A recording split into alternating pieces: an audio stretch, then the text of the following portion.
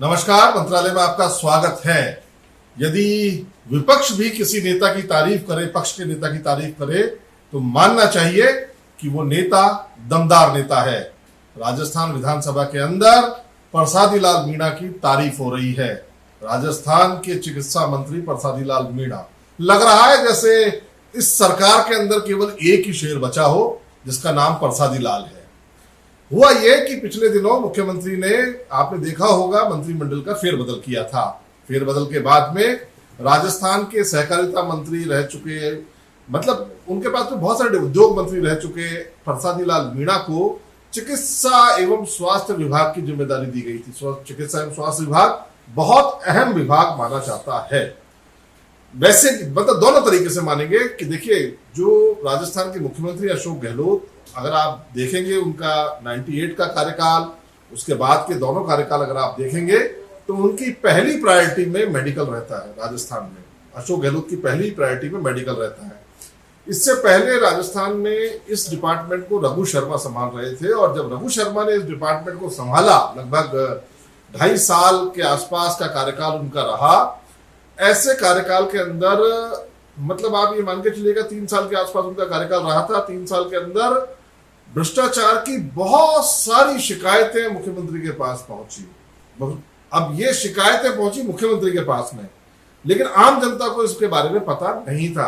आम जनता को इसके बारे में पता तब लगा जब ये खुलासे हुए कि एक एक जगह पर, मतलब जहां पर 30 पद स्वीकृत हैं, 70 लोग काम कर रहे हैं।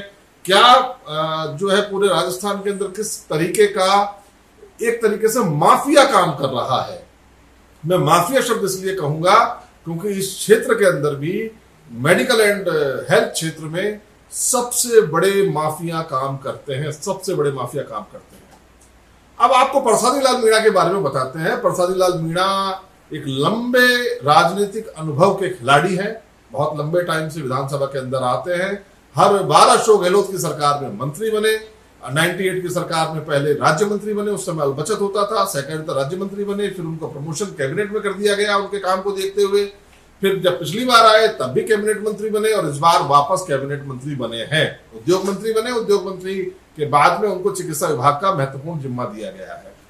उनके बहुत सारे डिसीजंस प्रसादी लाल मीणा के अच्छे रहे हैं विभाग को लेकर के। अभी तो उनके पास में विभाग को आए 100 दिन भी नहीं हुए, लेकिन उनके जो निर्णय हैं, अगर आप देखेंगे उनके जो निर्णय हैं, उसमें से मैं सिर्फ 2 निर्णय आपको बताता हूं जिन निर्णयों ने आपको भी प्रभावित किया है, मुझे भी आज उनके लिए अच्छे शब्द बोलने के लिए प्रभावित किया है। आपने देखा होगा, मैं हमेशा आलोचना के लिए जाना जाता हूं, लेकिन मंत्रालय के अंदर आज हम तारीफ कर रहे हैं प्रसादी लाल मीणा की।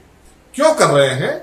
असल में इन्होंने ऐसे निर्णय लिए हैं जिससे राजस्थान की जनता को सीधा फायदा मिलेगा, नंबर 1 बात।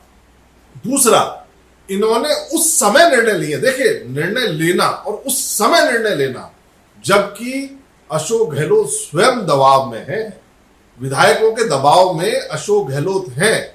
ऐसे में कोई मंत्री अच्छे चीज को लेकर के, अच्छे निर्णयों को लेकर के, और कोई अपनी शुचिता को दिखाता हुआ एक नई परंपरा कायम करना चाहता हो तो उसको स्वागत करना चाहिए, और वो भी बिना दबाव के। प्रसादी लाल मीणा के बारे में एक बात कहनी पड़ेगी कि एकमात्र मंत्री है जो स्वीकार करता है भरी सभा के अंदर खुले मन से कि जितने भी नेता हैं, चाहे विधायक हैं, उनको कांग्रेस के कार्यकर्ताओं से काम के बदले पैसे नहीं लेने चाहिए।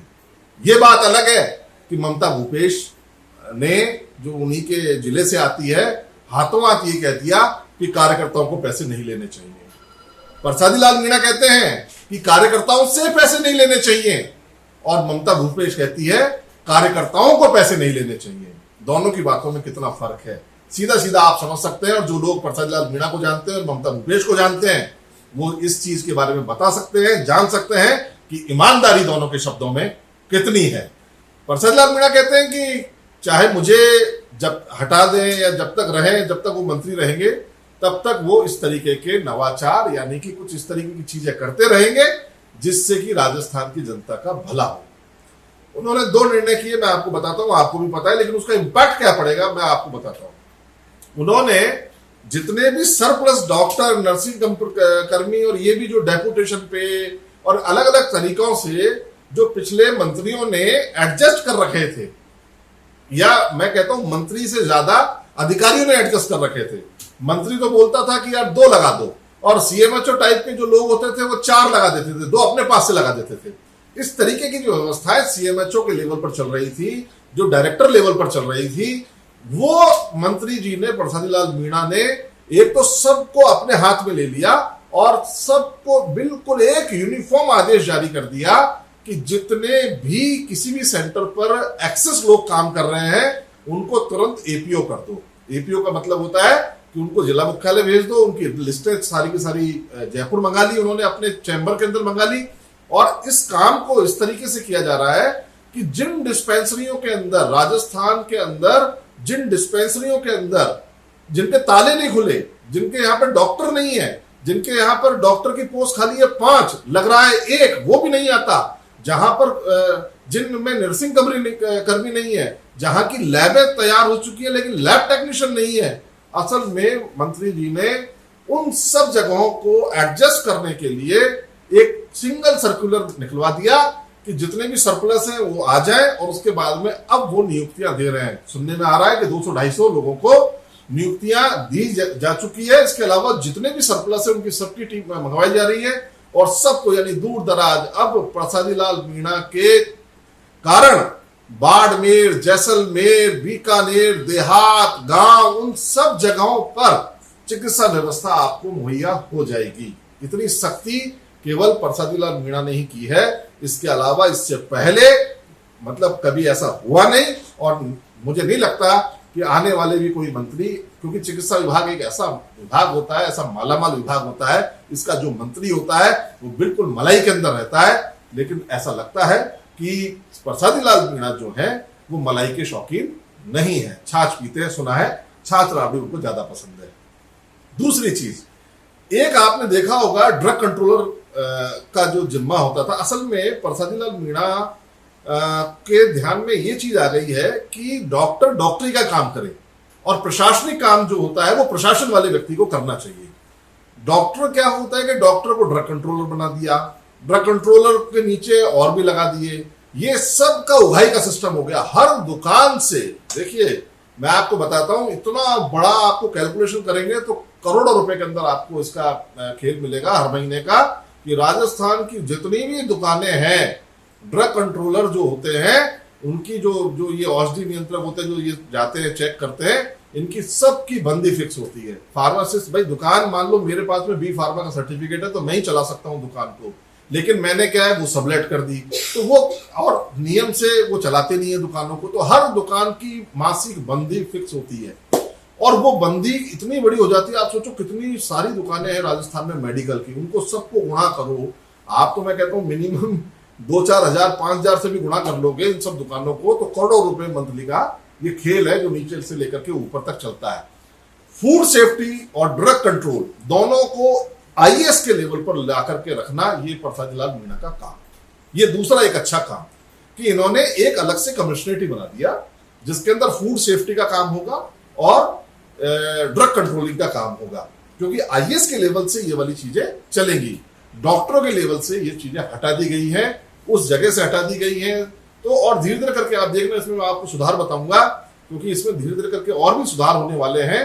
ड्रग कंट्रोलर के साथ साथ जो फूड सेफ्टी का काम किया गया है, ये फूड सेफ्टी का काम राजस्थान में बहुत जबरदस्त तरीके से होने वाला है।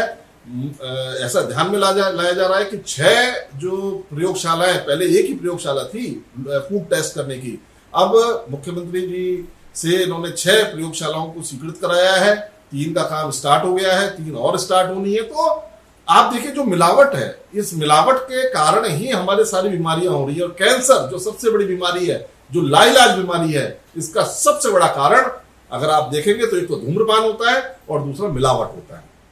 धूम्रपान पर तो हम रोक लगा सकते हैं, चीजें कर सकते हैं, लेकिन मिलावट पर सख्ती करने के लिए पहली बार इस तरीके का काम किया गया है, जो मेरे साथ आप भी सब लोग तालियां बजा करके इसका स्वागत कीजिएगा, क्योंकि ये एक ऐसा काम है जिससे कि राजस्थान की जनता को स्वास्थ्य की दृष्टि से बहुत महत्वपूर्ण लाभ मिलने वाला है। दूर दराज के लोग जो जिनकी पीएससी स्वीकृत हो गई है, सीएससी स्वीकृत हो गई है, जहां पर वैकेंट है पोस्टें, जहां पर डॉक्टर नहीं जा रहे हैं, उनको हिदायत दे दी गई है कि जाकर के ज्वाइन कीजिए, अन्यथा आप मतलब ये भी तैयार रहिए कि आप सस्पेंड हो जाएंगे, आप बर्खास्त हो जाएंगे, आपको तनख्वाह नहीं मिलेगी। इतनी सख्ती केवल प्रसादी लाल मीणा ही दिखा सकते हैं।